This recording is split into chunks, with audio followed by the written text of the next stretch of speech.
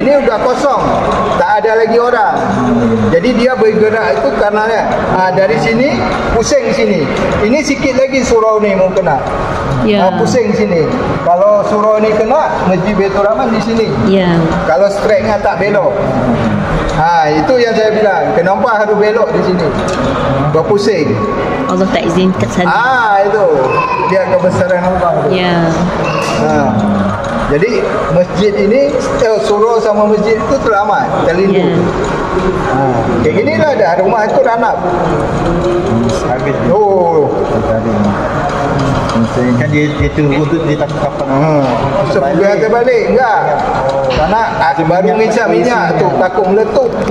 Padahal itu sebab aja. Yang jadi anehnya kenapa enggak semua hilang? Dia akan turun juga dari ni di sini berpusing.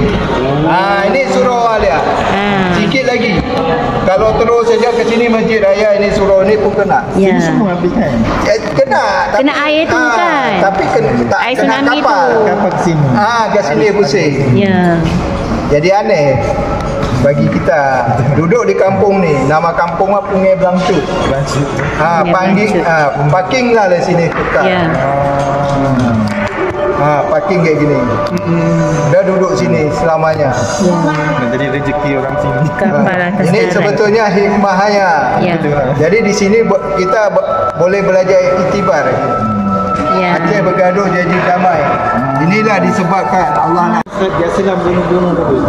Bukan tembak sama TNA Indon sama tu.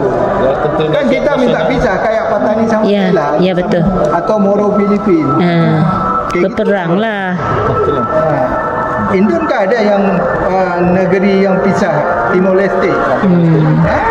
Sudah jadi negeri sendiri, negara sendiri. Kita enggak dikasih. Yang cakap tadi. Jadi Pulau Semelu namanya, atau Sinabang.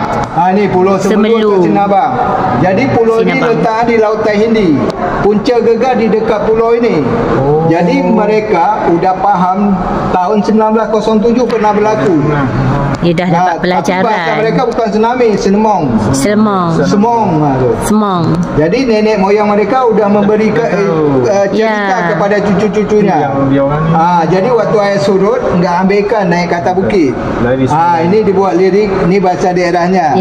Saya bahasa daerahnya pun saya kurang pandai. Karena ini bukan bahasa Aceh, saya bahasa Aceh. Ini bahasa Indonesianya. Ini saya baca. Bahasa Indonesianya terjemahan. Dengarlah suatu kisah pada zaman dahulu kala. Tenggelamlah suatu desa, begitulah dituturkan.